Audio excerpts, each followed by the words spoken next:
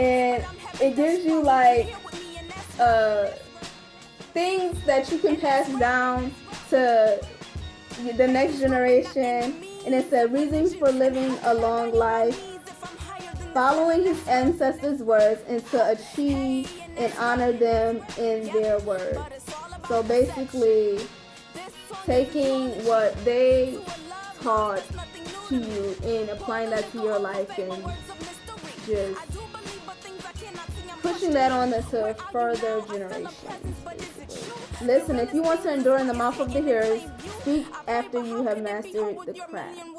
So when you receive that wisdom, then you are allowed to speak, because you don't want to spread misinformation. That's basically what I got from that.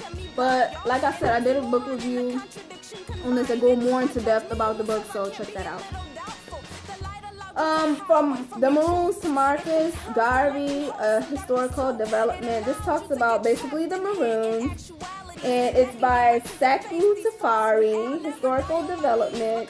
And one thing I had, it basically talks about not just Marcus Garvey, but the history of Jamaica and the early colonial history of Jamaica, and basically how they were invaded, but they basically moved out of that area and then went on to another area and created their own and settled on the land, and like I just said, created their own and built their own and so on and so forth. I think did I do a review on it? No, I didn't do a review. I'll do a review on this because I read the whole entire book. I just gotta go through some of it because it was like 2 months ago. But the Maroons were brave African American men, women, and children who loved and upheld their freedom. Oh, this book basically talks about the Jamaica's earlier colonial history. I'm going to just tell you what it talks about. The British under Cromwell, the emergence of the Maroons, how they basically defended themselves and won that battle, and then created their own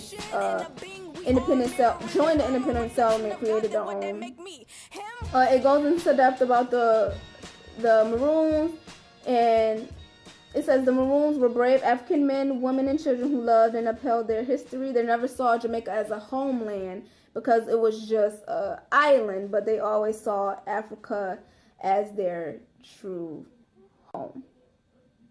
And then it goes into Marcus Garvey, the abolishment of slavery. It talks about Cujo, and he later became the war chief of the Maroons, and he led a slave revolt. Marcus Garvey's early years, it goes into that, his little travels, his start of Black Star Line, this boat that was basically going to take all the black people back to Africa. Yeah. And I just stated previously about him saying the only way to get away and to learn about who we are and to basically truly do who we are is to go back to Africa. Yeah, but I recommend this book highly. I gotta reread this, obviously. But yeah, I just wanted to give y'all key clues. But this talks about him and gives a lot of his history. So if you want just something about Marcus Garvey that's like little but it gives a lot of information, I recommend this book.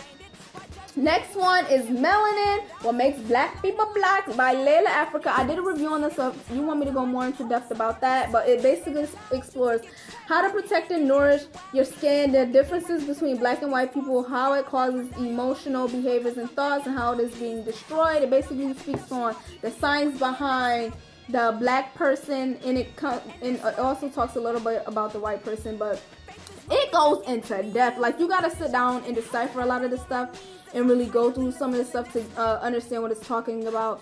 And it talks about cells and different things like that, but it basically talks about how the black genes are basically dominates the white genes and different things like that. So I recommend this book highly. I didn't do a review on this yet. I did one, but it got lost, so I gotta read this book over again and do another review, basically, because I read this like earlier this year, so I'll do that for you guys.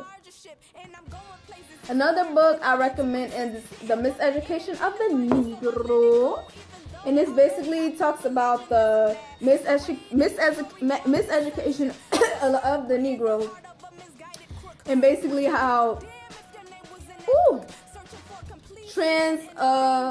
generational trauma basically latched on and passed on to that. It's from our past generation to the generation now, how we still suffer with that mentally, and the different things that our communities go through, the different sabotages that are created, and the different genocides and the different mind games that were created to continue to bring us down, and the false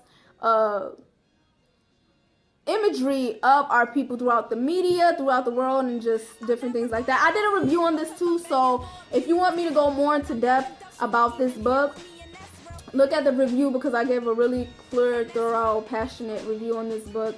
But it's by Carter G. Woodson. It reminds me of the post-traumatic slave syndrome. She goes more into depth.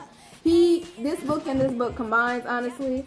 But moving on to, I'm trying to go to I made a review on this book, so if you want to look at the review and actually hear a more thorough, prolonged, it's not long, but detailed and passionate review, that's in the description below. But I'm gonna just read the chapters: the seat of the trouble, how we missed the mark, how we drifted away from the truth, education under outside control, because these basically explain what's inside the book. The failure to learn to make a living, the educated Negro leaves the masses, and that's talking about how these basically bourgeoisies leave our community and then forget where they come from, and then they try to treat us as if they were never there, and basically how we're not one and the same, and they look down upon us because we can't get out of the community and different things like that they say. Dissension and weakness, professional educated discouraged, political education neglected. Those two are important to me. The loss of vision, which is also, that's very important. That right there, the loss of vision is very important. The needs for service rather than leadership. Hirelings in the places of public service. Oh, that one is important too. The need for service rather than leadership. That's important too. Understanding the Negro, the new program, vocational guidance, the new type of professional man required, higher strivings in the community, in the service of the country, the study of the Negro. So it goes, I did a lot of, as you can see, and like I said, I did a review, so I'm not going to talk about everything, but it basically talks about the mentality of the new slaves, the mentality of the Negroes, the different types of mentality of the Negroes. You know, you have the ghetto bourgeoisie, you have the self-hating ones, you have the ones that don't see the value in themselves, and so on and so forth. So that's what this book explores. And then along with this book, I read this book right after, and I feel like both of them collide, but she goes more into depth. It's Post-Traumatic Slave Syndrome by Joy DeGray. I also did a review on this, so you could just look at that and see a more thorough review. Also very passionate, and I go very into depth about what she explained in the book. And I'm gonna read this one for you too. I did a lot of notes in this book too, because it was extremely important, because I feel like if you have a lot of questions, especially in the Black community, we have a lot of questions on why do we do this, crabs in a barrel concept, why do we self-hate when we see another one come up, why can't we just support, you know, different things like that. And my thing is, if you have a question, find the answer to it, because to me, when you ask questions and you can't figure out why, it leads to confusion, and confusion leads to frustration, and frustration leads to hatred, to a point where you can't even see your people as I won't say as a value, but you basically like, I can't even deal with this, I can't even deal with that, because that's just too much and they're doing way too much, and we need to come together instead of tearing each other apart. I don't get why we can't do that. So I feel like this book explains a lot of the reasons why we can't, you know, transgenerational trauma, how, you know, the effects and the mentality of our ancestors lingered into our generation. And she called it slavery's children, which is like dead on. She explains a lot of the traditions and the different things that they had to do for survival, and how we basically latch onto that today. Like I said, I did a review and I went more into depth, so you can check that out. But I don't even know this race about how you basically try to deplete it and ignore something that basically is extremely important and is an extreme issue within this country. A whole to 3/5, how we were seen as 3/5, we weren't even seen as people. Like we are still, I don't think we still are seen as that as today. You know, the dehumanization, crimes against humanity.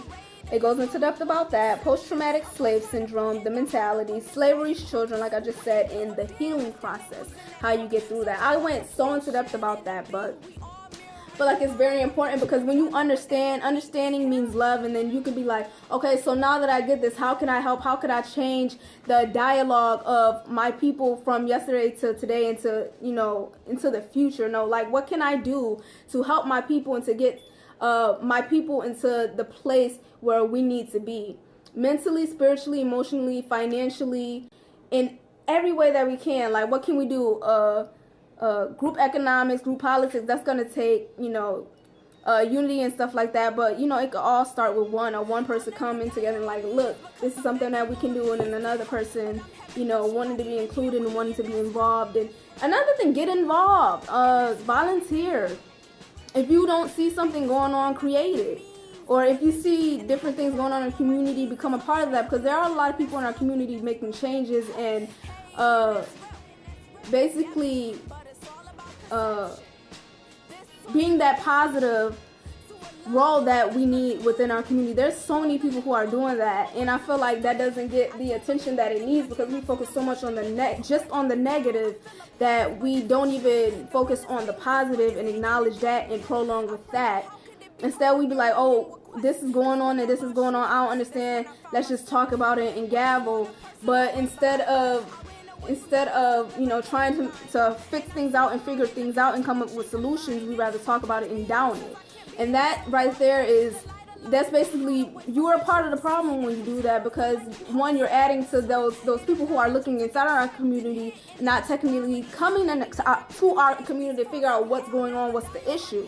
You're just like that person. So I feel like it's very important to learn the causes of the effects, not only just to unlearn the tools and the things that were given to us to continually suppress us and oppress us and continue this genocide within the black community. That's not the only thing that you need to do, but you need to figure out what can we do and what can we bring in, and figure out what different types of tools, what are the tools that were brought in and brainwashed into ourselves to basically have the mindsets that we do of today, and ways we can prevent that from happening again.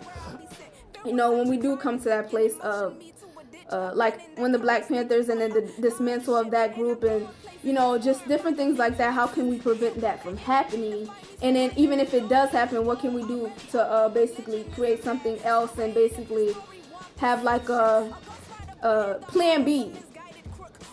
But I hope y'all understand what I'm saying. If you don't, message me below and I can go more into depth about that. But very